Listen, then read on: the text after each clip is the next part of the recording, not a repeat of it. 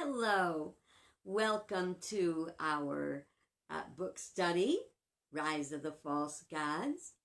Tonight we are going to be talking about truth. For those of you that don't know me, my name is Reverend Alicia Leslie. I am a Unity minister and an author, and I wrote the book, Rise of the False Gods, Transformation Through Illumination. And so I'm praying you'll be able to get some illumination from what I have to share tonight. And tonight we are talking about truth. And it's funny because tonight, for the past week, and now we're going into the second week, the election season is underway, and it has never been so heated and so many questions of truth.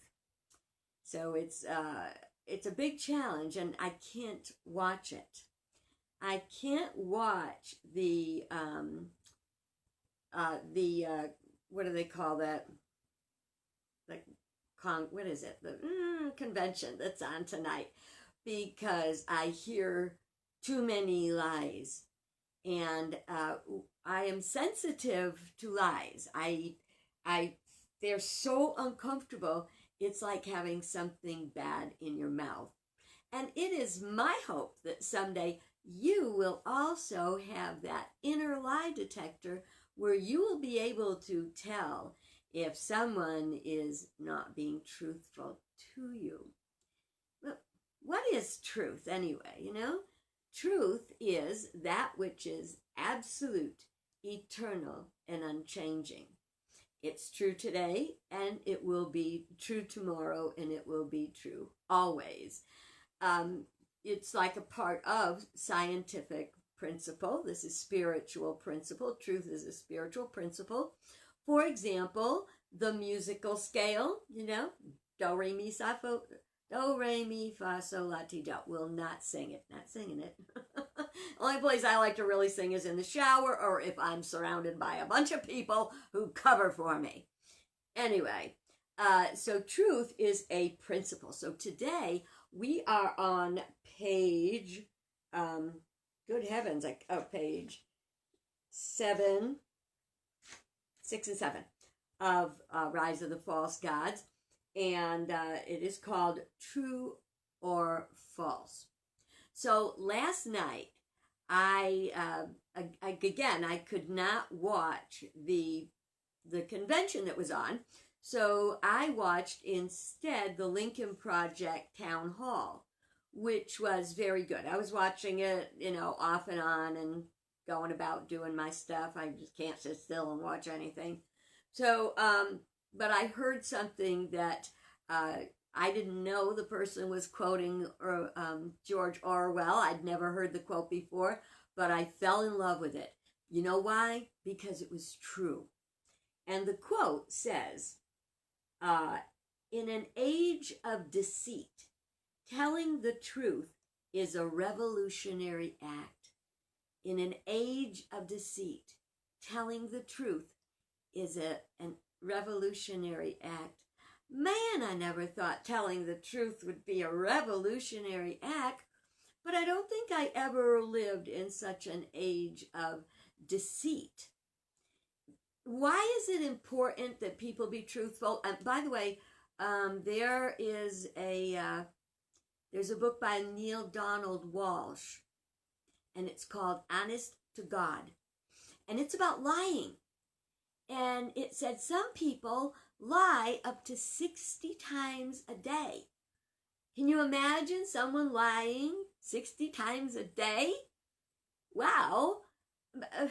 And I'll get to why that's really important not to lie in a bit. But the thought of lying, to me, I remember my first lie. You may not believe this, but I remember it as if it was yesterday. I was probably 2 years old, maybe 2.5. I know I was very small, much smaller than I am now, small though I may be. And I got into my mom's dusting powder. So you gotta think of this. You know, there's a 2-year-old kid, and I got into the powder and it fell, and it was powder all over the floor, probably powder all over me. And my mom came out and she said, "Who did that?" And I said, "I don't know." She said, "Did you spill my powder?" And I said, "No." But inside, I knew that what I was doing was not good. It was wrong. It was telling a lie. Now, believe me when I tell you, I've been lied to my share of times, and there was a time when I would lie. I would usually make up an excuse about why I was lying to make it seem like I was doing a good thing, but it wasn't there's never a reason for a lie. There's only excuses. Well, wait a minute. Let me take that back. There's one time I will lie, and I guess it's lying. No matter how you look at it, it's either truth or it's a lie. If I were planning a surprise party for somebody, lie and tell them it was something else going on that day so that they would come to the party, of course. But other than that, you know, lying it's like having a foundation of your house, and the foundation is built on sand.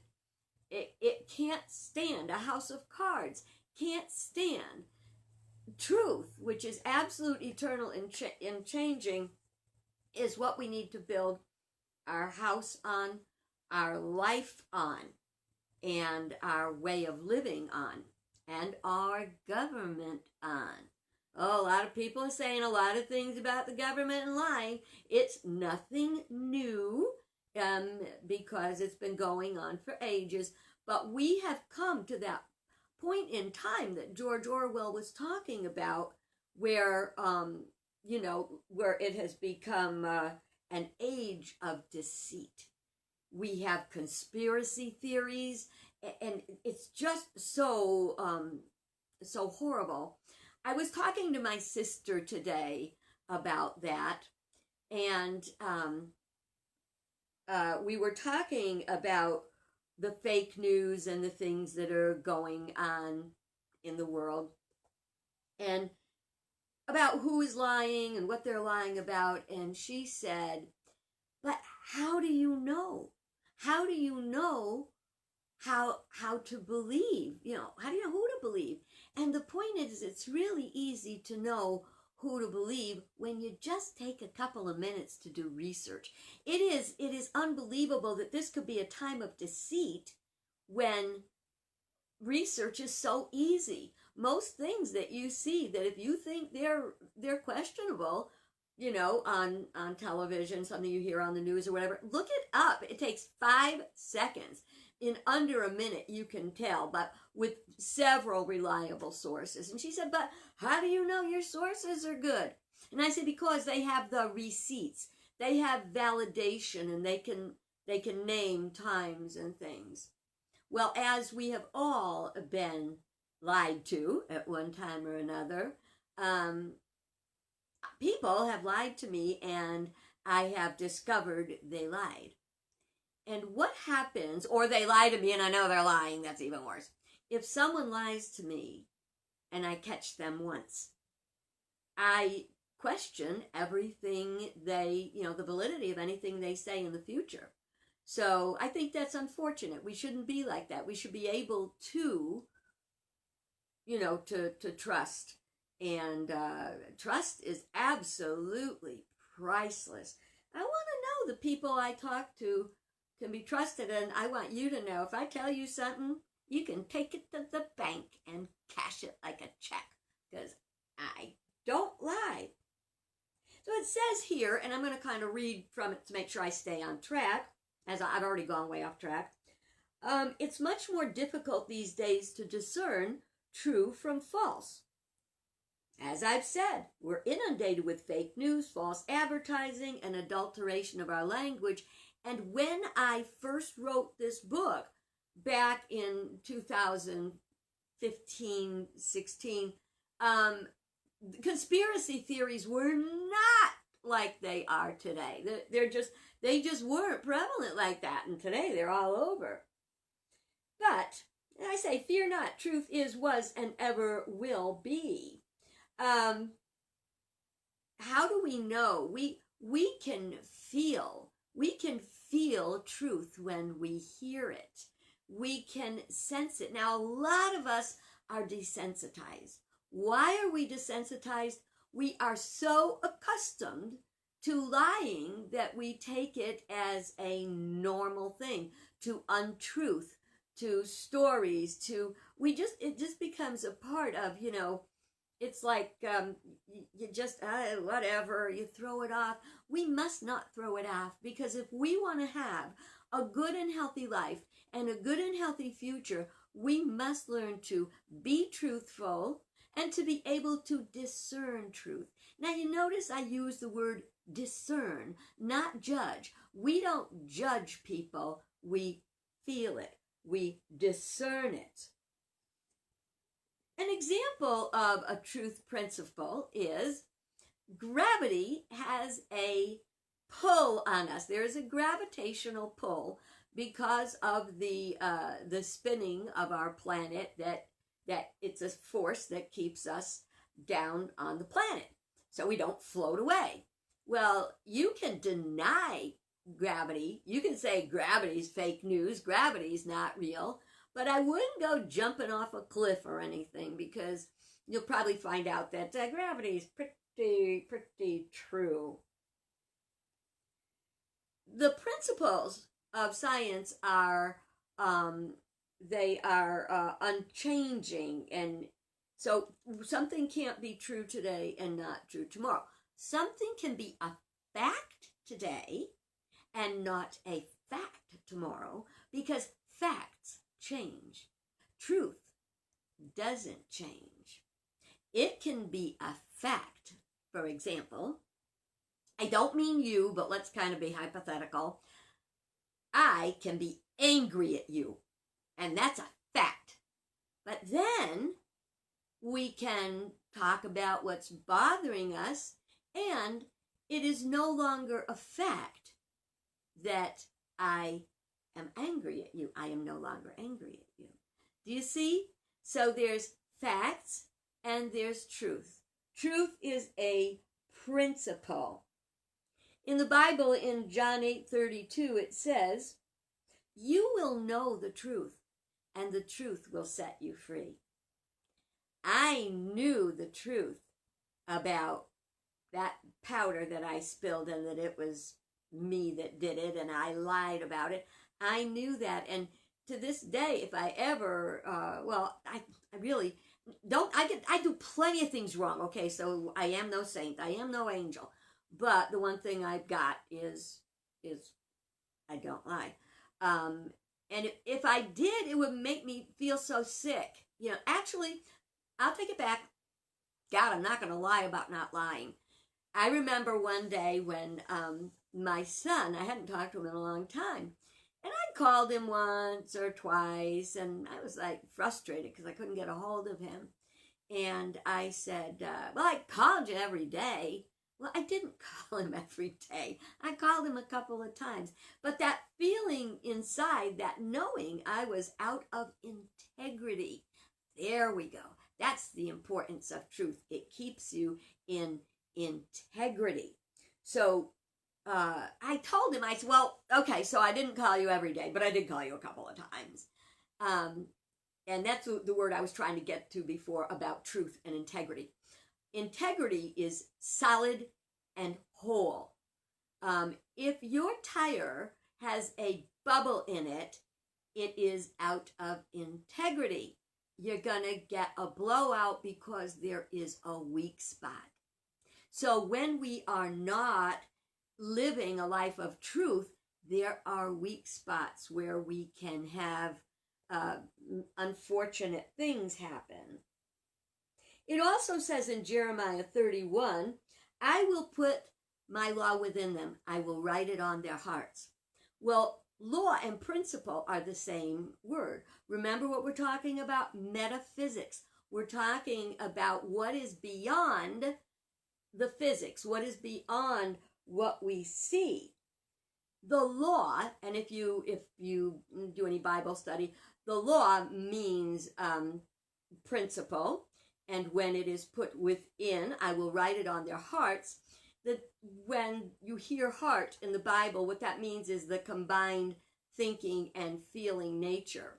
So when you hear, I will put my law within them, I will write it on their hearts, that means our thoughts and feelings, we can sensitize, we can resensitize ourselves to knowing and understanding truth. How many times have we believed someone that we probably shouldn't have, that were probably telling us a story, and we may have even, kind of somehow known that story? I have. I don't know, because that's that wishful thinking things. We want it to be true, therefore we make it true. What in your life did you want to be true, so you tried to make it true? I think that's something that would be a really good thing for you to think about during, the coming days. I want to give you an exercise. We're going to do an experiment. I want you to know the truth.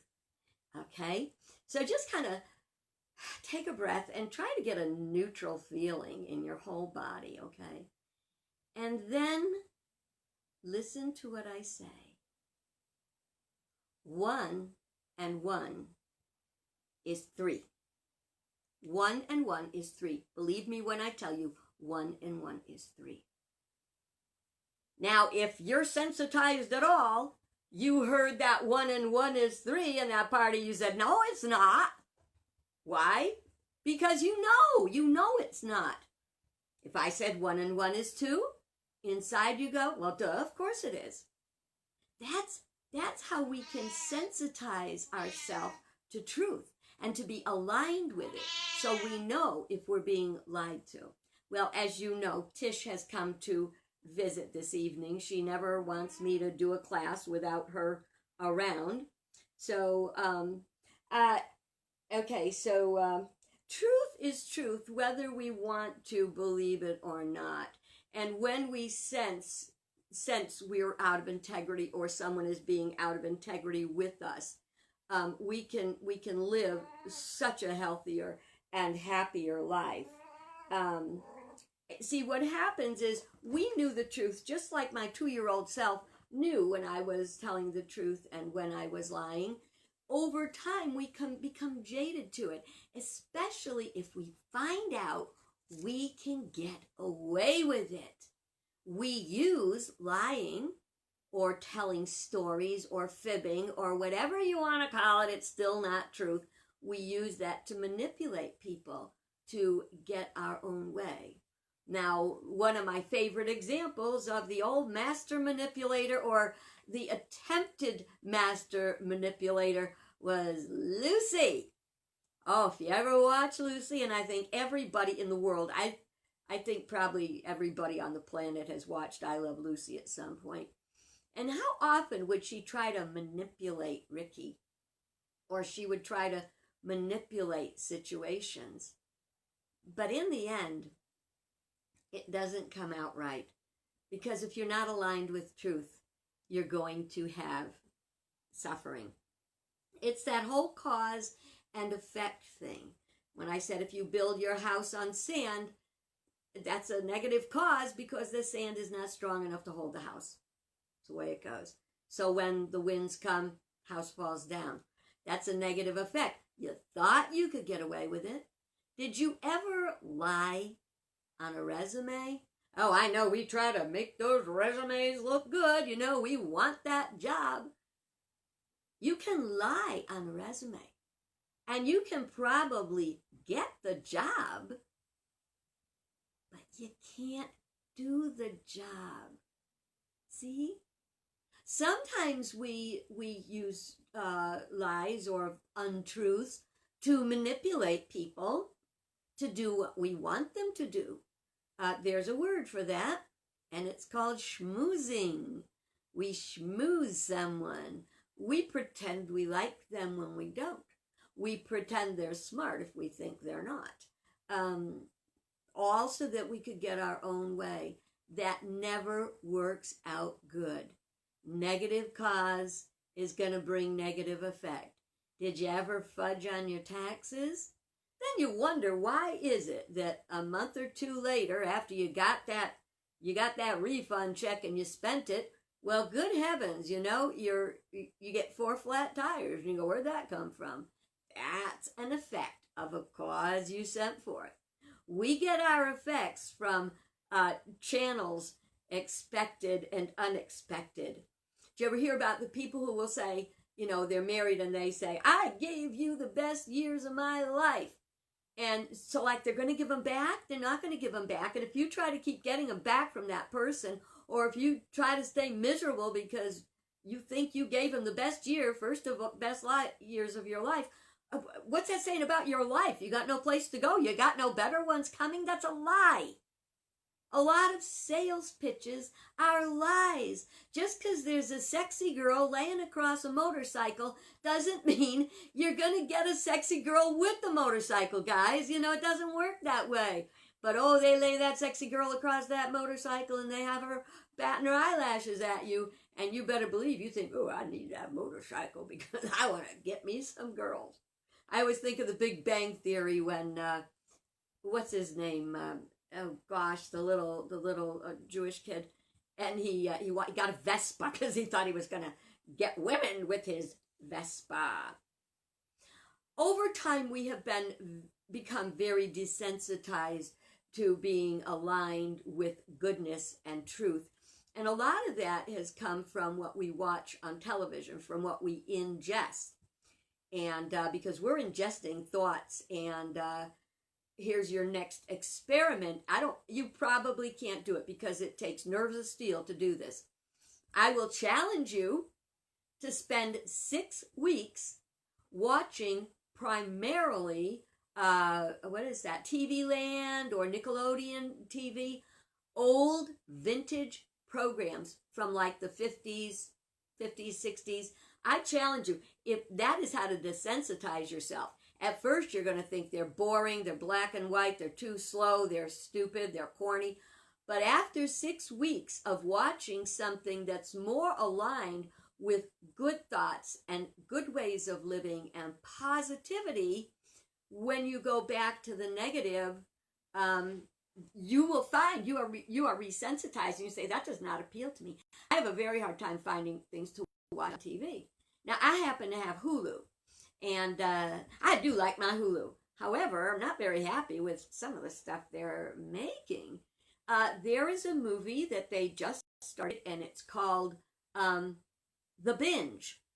And the advertisement says that imagine a world and everyone walks the path.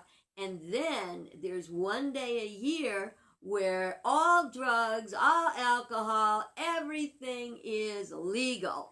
And, no, that does not sound, and they show people guzzling down drinks and doing drugs, and I go, that's not in my consciousness.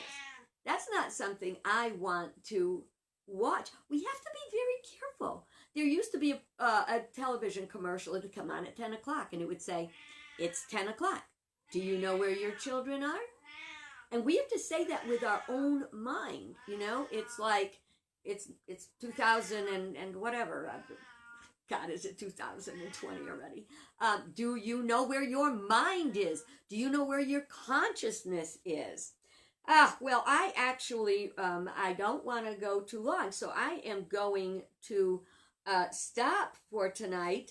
I would invite you, if you have the book, to please read pages 6 and 7, and you will catch what I didn't get.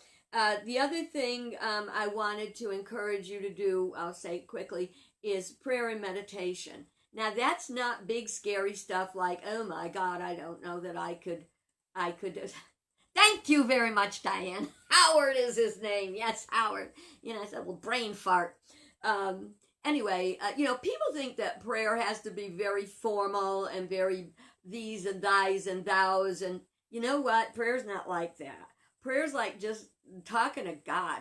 And in 2 days, not tomorrow, the next day, our topic is going to be who or what is God. But that we're not there yet. In the meantime, I would invite you to spend some time in whatever is comfortable for you, to spend some time with some prayer and meditation, because that is going to be a part of resensitizing yourself to all that is good, to principle, to get strong, to find peace, and to have that good life.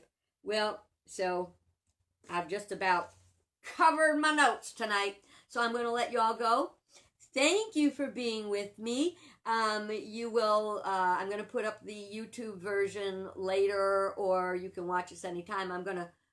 I don't really have to flip it around tonight because didn't hold up my book enough for it to be backwards.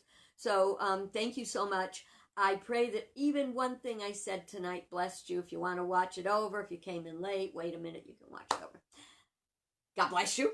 Have a great night, and tell the truth and listen for the truth, because the truth will set us free. Good night. God bless.